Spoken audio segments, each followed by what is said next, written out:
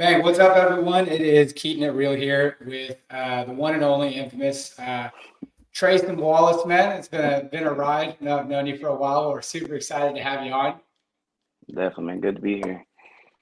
Yeah, man, absolutely. I know that your brother on. Y'all are kind of two peas in a pod. Obviously identical twins. And for all my video listeners, I see you got the ink on there, man. Doesn't Tylen have the other arm inked up? Yep, I got the right one, he got the left. Yep. All right. Did y'all flip a coin over that? Man, it's crazy. Kinda. I mean, we kind of just went. I was like, you know what? I'm gonna do my arm, and we didn't want to be exactly the same. So we're like, yeah. So I'll get the other arm, and it kind of worked out.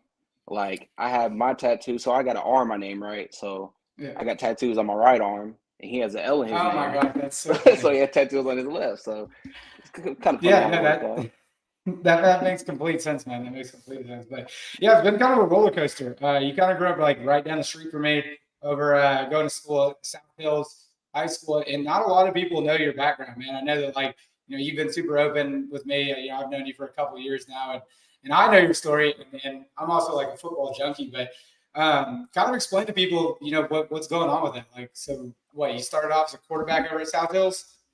Yeah, so going to high school, I played quarterback mostly my whole life growing up. So went to South Hills, started a quarterback as a freshman, played about basically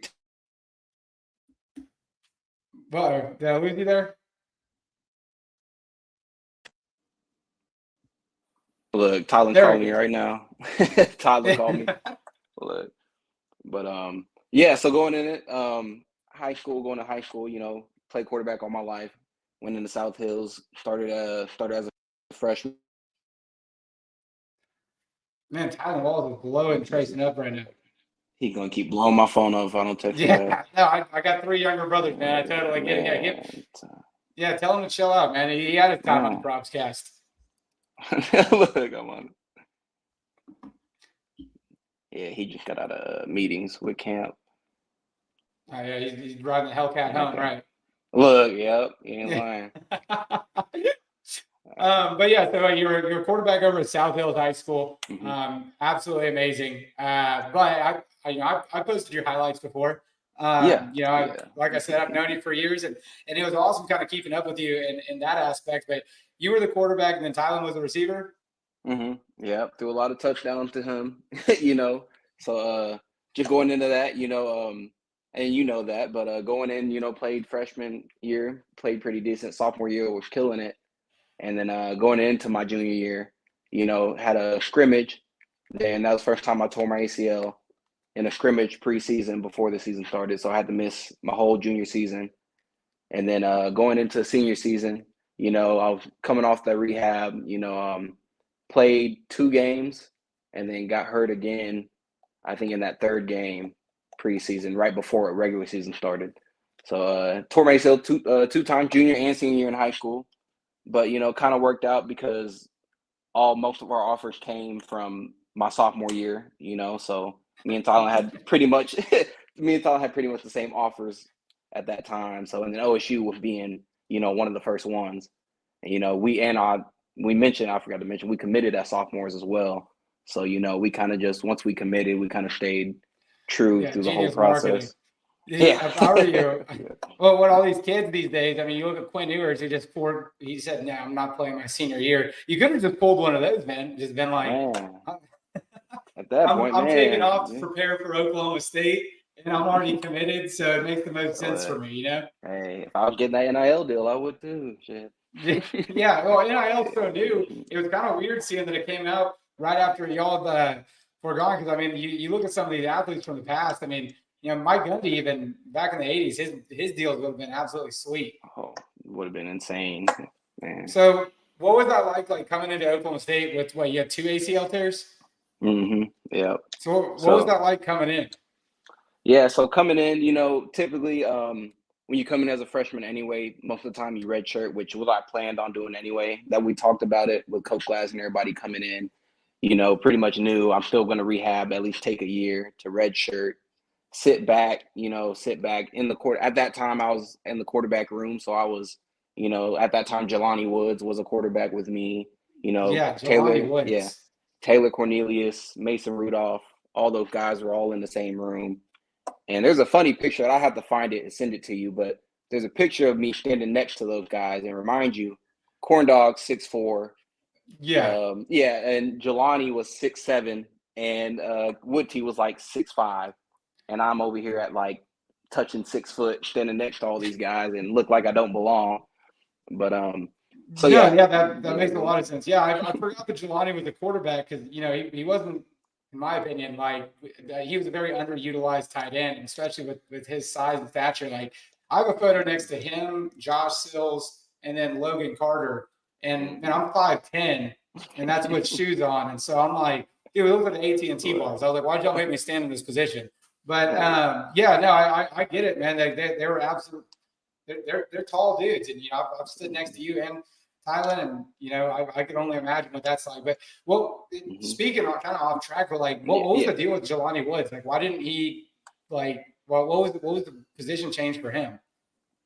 Man, I honestly couldn't tell you like exactly what it was. I feel like just everybody has their own, especially once the transfer portal became a thing, everybody just felt like they could take their own path, and obviously it worked out for them, but but everybody just felt like they could take their nowadays now, with especially with NIL now, that doesn't help at all. But having the transfer portal with NIL, people just feel like they can venture out and do their own thing. So, no knock to anybody that does it, but it's just an opportunity that they see, they think that'll help them, and they think is better.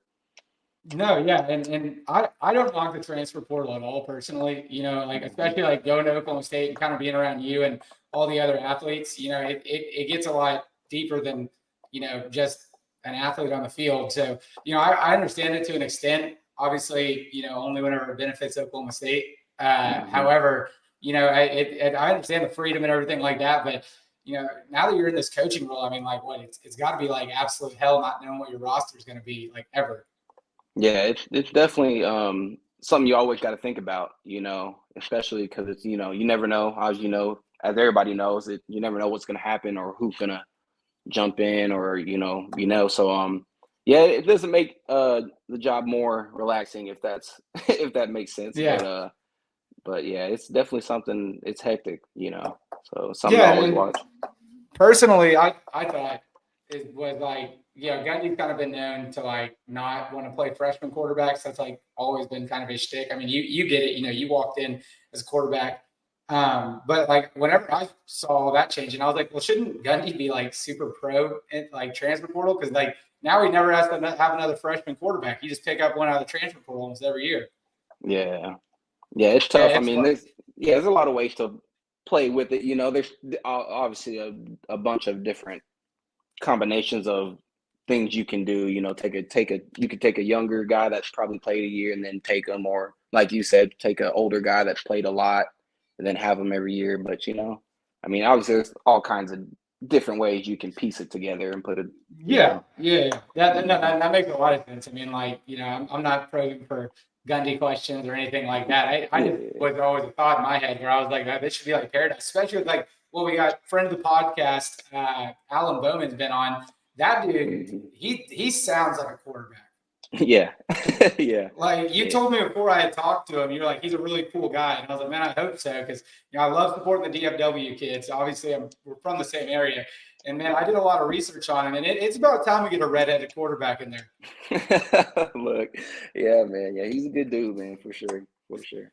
Yeah, he's a super interesting guy. But ultimately, when it comes to like the time, so what, you've been doing coaching for 2 years now or 3 years? So student assistant since 2019. So that's what, 3 or 4, and then I just became GA like as of this year. So the beginning of this year. So you're working on your master's. Yeah, and I should be done with that this actually here coming up in August. So okay, and then what are you planning on continuing coaching? Yeah, just keep on, since I just stepped into this GA role, just keep rolling with it, and just keep going. There we go. Sorry, I got an audio problem there for a second. Yeah, that makes a lot of sense. I mean, and obviously, I can't harp on it enough. With having the connection between like me, Emma, you, and Tyler, it was always like, one of our favorite bets to take whenever you would be on the sidelines. and we bet on what color visor you have every game. Yeah. Yep. Just have some kind of different colored out there, No, that's funny. Oh yeah, anything to get their attention. That way they can see you on the sidelines, right? That's how you do it. Okay, so here's a really good question: is like, Mm, how do you go from like not saying that you were ever this guy, but how do you go mm, from like going out to the strip, hanging out with the football team, to next day you're in charge of running drills? Like how do you manage like mm. finding that respect between them? Definitely had to, and then especially because my brother was obviously I roomed my brother. We Yeah. played together forever, so obviously like I was in that role for a while, and then it kind of actually helped me. Coach Dunn was like one of the ones, if I'm gonna take on that, if I really wanted to coach and take that career path, there's a certain point where you got to separate yourself, and there's Mhm. certain times when like you can probably hang out with some friends, but there's a certain line you got to draw somewhere, to separate it. If you really want respect from the guys, so I kind of took that a while back when I first started being student assistant. I kind of took that in, and I kind of had to slowly but not surely separate myself. Kind of certain things I can and can't do with the guys. And it kind of just, kind of glad I caught that early because it helped me develop and understand even more now that I'm still going into it. No, that makes complete sense. Yeah, I've always wondered what that was going to be like because, Stillwater's really small. Like it's easy to get eyes on you, and word travels Mhm. fast in a small town, and there's not a whole lot of things to do. So it's easy to run into each other at the same places. Mhm. But I think that's what also kind of makes it so great is like the times that I was going out and I got to meet certain people just because I ran into them like that. And people ask me all the time how I bring so many great guests like yourself on this podcast. And I'm like, man, I Right. was always on the strip. There's never a night Yeah. where I wasn't able to meet someone. Definitely had a couple times. Yeah. Okay, Mhm. so with everything, so like I know that you said you have to draw the line, and there's a level of who you are versus who they are now, and things like that. Do you think that like the players feel like a little bit more confident talking to you before they make a decision? Probably, just and that's one thing I try to make sure they know, and I'm sure they do know, is that I've been in their shoes. I've been through the same things they've been through. I've been there, and I'm pretty close to the same age as some of those guys, if not a couple years older. So, and I try to relate to those guys as well. So that's one thing I try to let them know is like they can come if you got any questions about anything. There's not really anything you can't come talk to me about.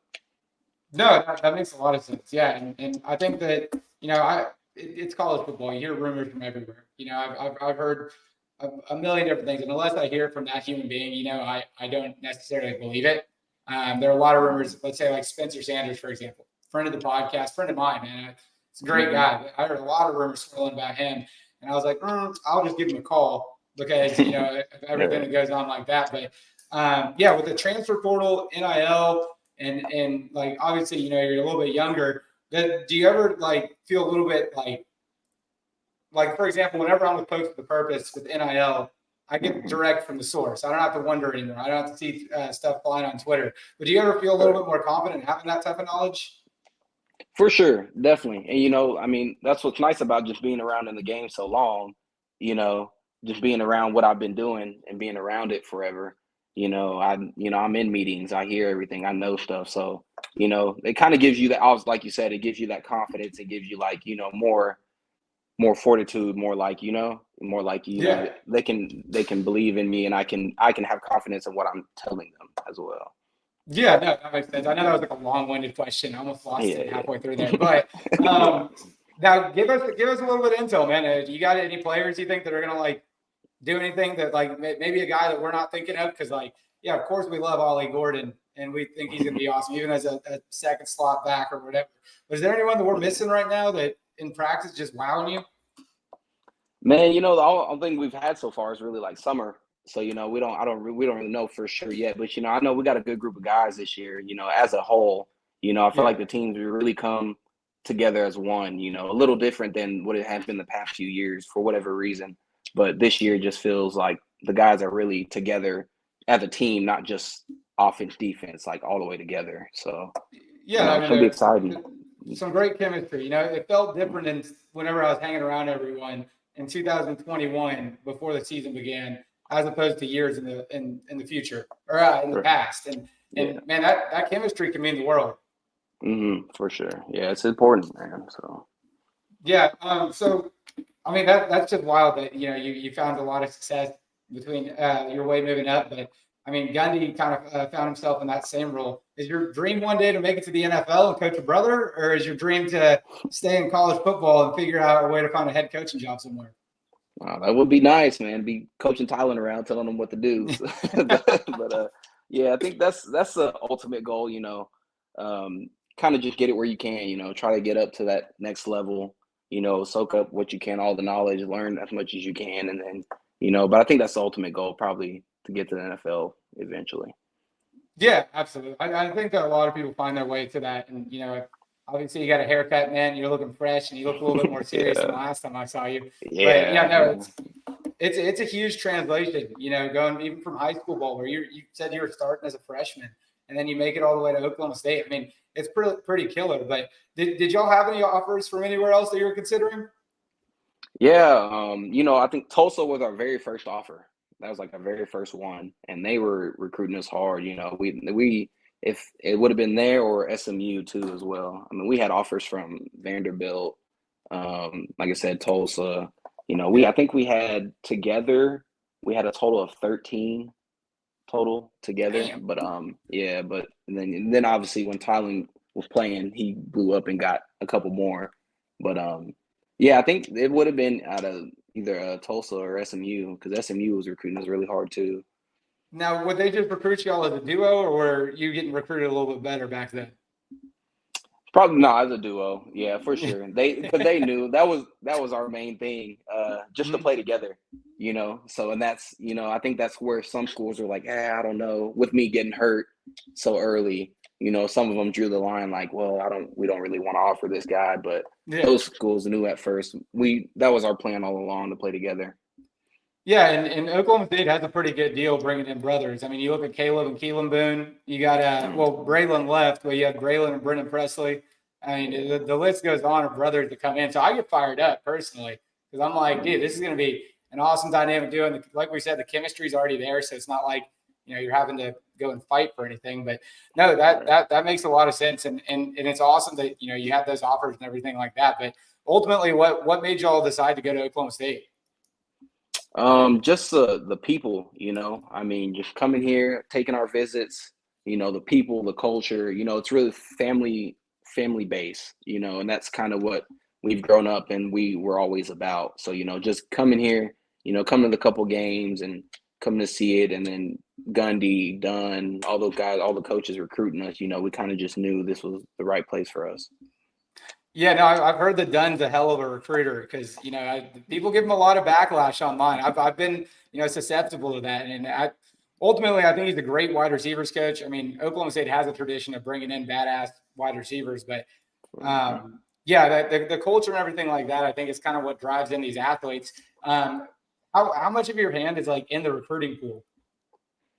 Pretty much, yeah. I mean, I'm right there now, especially now that I'm GA. But I've always been there. Any receiver that takes a visit, I'm right there. It's any visit, any official visit. So I'm pretty much I'm around in there. So Okay, so let's say you got some receiver, right? We're gonna mhm. role play. Are you ready? You got Okay. some receiver, right? Some 17, 18-year-old kid. Let's say a four-star stud out of like Allen, Texas. What's your pitch towards him to come bring him to Stillwater, Oklahoma? I mean, the main thing is just keeping obviously we're telling them what it is. That's one thing we like to do here. Just we're keeping it real. Like you see what you're gonna get. We're gonna coach you. There's gonna be hard times, but that you're probably not gonna like some of us. But we're gonna coach you. We got the tools to get you to the next level. And this is obviously a family-based thing. Like everybody knows, there's not tons to do in Stillwater, but that's what is a great thing about it too as well. It gives you football to just focus on football, and there Yeah. aren't very many distractions, to get caught off with. So that's one main thing. I think just being able to bond with your teammates and just as you like I said, there's not much to do in Stillwater, but that also lets you focus and bond with your teammates and focus on your craft throughout the years.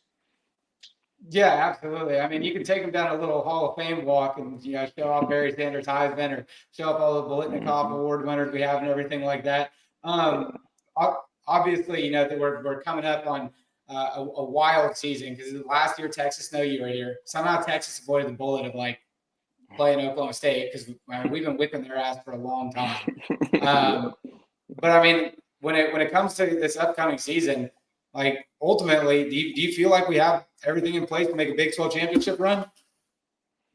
I think so, man. We got parts. We got some new things in there now. Obviously with the new with Nardo, the new coordinator. With the new defense, and we got some. We lost some parts, and we got some parts out of the portal to replace them. So I feel like we got a pretty solid team, and yeah, we got a pretty good chance. I mean, everyone kept talking about how much we lost in the portal, but ultimately, and I'm not knocking any of the guys that left or anything like that, but like, okay, we retained what Kendall Daniels, Colin Oliver. I mean, there's a lot of guys in the squad that people are kind of overlooking, in my opinion. Yeah. And I would have been fine, with Garrett Rangel or Gunnar Gundy. I think Gunnar Gundy's a badass, and I think some history could be written in the last Bedlam game for you to get some time in there. But ultimately, like, yeah, I think that the team that we have together and the way we trust in Mike, we're top 10 in wins since 2010. This should be a pretty walk in the park. But, we got a lot of new components here. We get to go to a lot of different places. We're not going to your home state in Texas a whole lot. We're going to Houston once, but that's about it. But walking into the end of the season, I mean, we got the last Bedlam. And, you've been around for quite a while now. And you know what that environment's like. And we got some new cats on the squad. Are they aware of, the fact that we don't like them? Oh yeah. They're pretty. Yeah, they may pretty much know that when they come on their visits, and they find out pretty quick. So yeah, and if not, they'll get a pretty fast awakening once that game comes around. So yeah, I mean, if you pop off on Twitter at any point and see they call me like they live rent free in my head and all this stuff. I'm like, there's a rival. I don't. There's nothing else to talk about right now. So clearly, I'm going to beat this beehive. But no, that makes a lot of sense, man. And Alan Bowen had me fired up walking into the Bedlam game. And, I'm a season ticket holder finally, and I'm amped up to get up there and hang out and definitely go watch some great Oklahoma State football. Oh yeah, for sure, definitely. Really well. Hey man, I really appreciate you coming on. I think those are all the questions I had. Other than that, man, like I said, I really appreciate you coming on. Yeah, appreciate you having me, man. Absolutely. Well, Tracin Wallace, everyone, be sure to follow the ProbsCast on Spotify, YouTube, Twitch, you name it. I'm probably on there, or at OK State Probs on Twitter. Absolutely. Y'all have a good one.